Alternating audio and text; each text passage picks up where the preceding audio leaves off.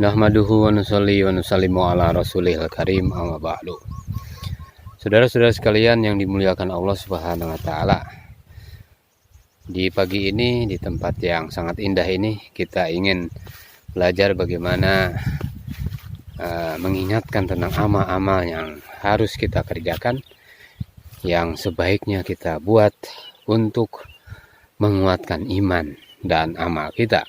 Rasulullah Shallallahu Alaihi Wasallam bersabda, barang siapa yang sholat di malam hari dengan membaca 100 ayat, maka ia tidak akan dicatat dalam golongan orang-orang yang lalai. Dan barang siapa yang sholat di malam hari dengan membaca 200 ayat, maka sesungguhnya ia akan dicatat dalam golongan orang-orang yang taat dan ikhlas. Saudara-saudara sekalian yang dimuliakan Allah Subhanahu wa taala, datangnya malam ini adalah ghanimah bagi kita. Satu karunia dari Allah Subhanahu wa taala. Maka kita hidupkan malam itu dengan amal. Barang siapa yang sholat dengan membaca 10 ayat, maka ia tidak akan dicatat dalam golongan orang-orang yang lalai. Dan barang siapa yang sholat dengan membaca 100 ayat, maka ia akan dicatat dalam golongan orang-orang yang taat. Dan barang siapa yang sholat dengan membaca 1000 ayat, maka ia dicatat dalam golongan orang-orang yang mendapat 1 qintar. Saudara-saudara yang dimuliakan Allah Subhanahu wa taala, Rasulullah Shallallahu Alaihi Wasallam bersabda, 1 qintar adalah 12.000 uqiyah. Tiap 1 uqiyah adalah lebih baik atau lebih berharga dari segala yang ada antara langit dan bumi.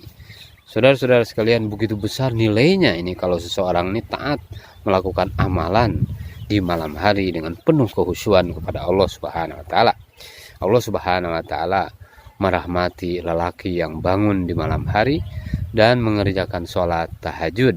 Kemudian dia membangunkan istrinya hingga istrinya pun mengerjakan sholat. Jika istrinya itu tidak mau bangun, maka ia percikan air ke wajahnya. Dan Allah Subhanahu wa taala merahmati seorang wanita yang bangun di malam hari dan mengerjakan sholat tahajud.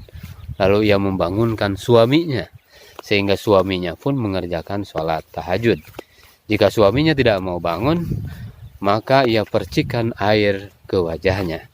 Saudara-saudara sekalian yang dimuliakan Allah Subhanahu wa taala, kalau kita perhatikan dari hadis ini berkenaan dengan pasangan suami istri yang sudah biasa melakukan sholat tahajud, sehingga mereka saling membangunkan satu sama lain dengan cara yang tidak mengundang kemarahan.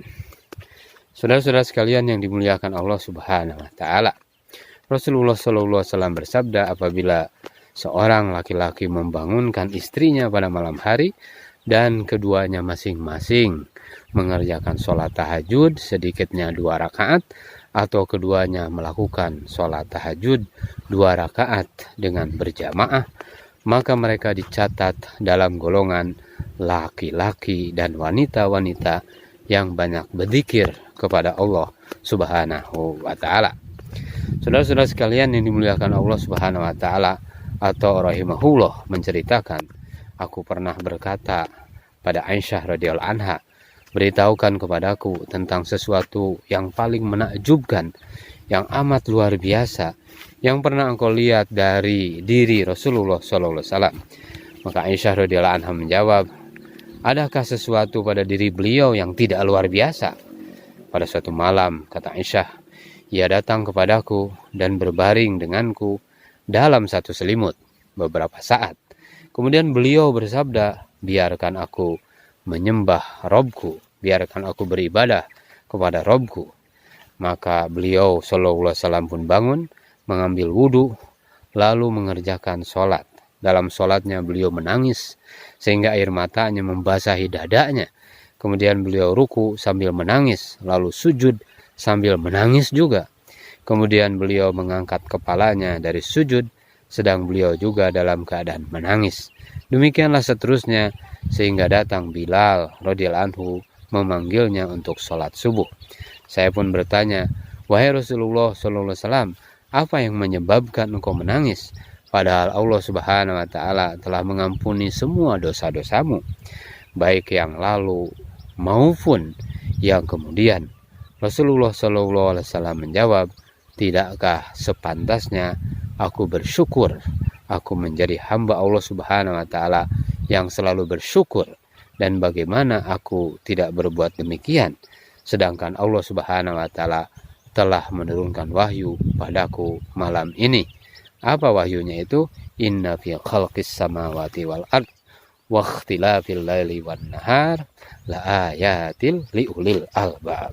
Wahyu yang diturunkan ini adalah artinya sesungguhnya dalam penciptaan langit dan bumi dan silih bergantinya malam dan siang benar-benar terdapat tanda-tanda kekuasaan Allah bagi orang-orang yang berakal.